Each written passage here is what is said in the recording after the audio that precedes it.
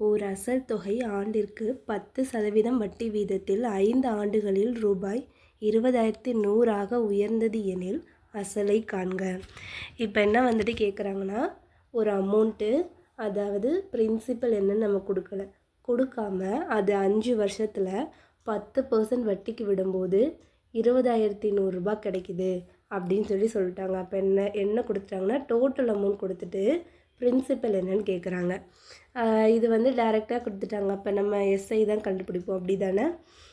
அப்போ பார்த்தோன்னா total amount கொடுத்துட்டாங்க.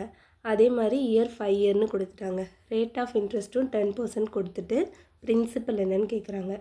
இப்போ வந்து நமக்கு தெரியும், இதே வந்துட்டு இந்த இடத்துல நம்ம எப்போவும் டோட்டல் அமௌண்ட் எப்படி கண்டுபிடிப்போம்? Total amount is equal to principal plus எஸ்ஐன்னு போடுவோம். நம்ம இந்த இடத்துல டோட்டல் அமௌண்ட் மட்டும்தான் தெரியும், பிரின்சிபலும் தெரியாது, எஸ்ஐயும் தெரியாது. அப்போ என்ன பண்ணுறோம்? இந்த ஃபார்முலாவில் அப்ளை பண்ண முடியாது. அப்போ நமக்கு இந்த ஃபார்முலா இது எப்படின்னா, இப்போ நமக்கு எஸ்ஐயோட ஃபார்முலா என்னது? PNR/100. PNR/100.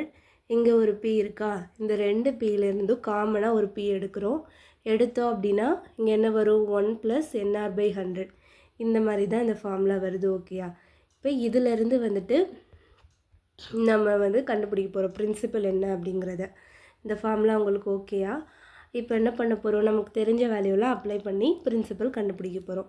அப்போ டோட்டல் அமௌண்ட் 20,100ன்னு கொடுத்துட்டாங்க. பிரின்சிபல் நமக்கு தெரியாது, அதான் கண்டுபிடிக்க போகிறோம். 1 + என்னென்னது 5, R வந்துட்டு 10 / 100 போட்டாச்சு. மல்டிப்ளை பண்ணோன்னா 50 வரும். எப்படி வரும்? 1 + 50/100ன்னு வரும். நம்ம கிராஸ் மல்டிப்ளை பண்ணி அப்போ 100 + 50 150/100ன்னு வந்துருமா? அடுத்து இதையே நம்ம கேன்சல் பண்ணோம் அப்படின்னா 0 0 கேன்சல் ஆயிரும். இங்கே மேலே 3 டைம்ஸும் கீழே 2 டைம்ஸும் வந்துடும். இது வரைக்கும் எழுதியாச்சு. அதுக்கப்புறம் என்ன பண்ணுவோம்? இந்த 3 இதையும் கேன்சல் பண்ணுவோமா? கேன்சல் பண்ணோம் அப்படின்னா ஃபஸ்ட்டு வந்து 6 3s are 18 வரும். பேலன்ஸ் 2 போட்டோன்னா 7 3s are 21. 2 0 அப்படியே போட்டுக்குவோம். போட்டால் இங்கே இருக்கா? அப்போ 6,700 இருக்கும்.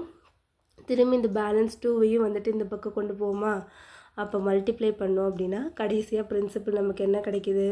30,400. 13,400 தான் நமக்கு பிரின்சிபல். ஓகேயா? நமக்கு வந்துட்டு சிம்பிள் இன்ட்ரெஸ்ட் கொடுக்காம டோட்டல் அமௌண்ட் கொடுத்து டைரெக்டாக பிரின்சிபல் கேட்டாங்க அப்படின்னா இந்த ஃபார்முலாவை நம்ம போட்டுக்கலாம். ஓகேயா?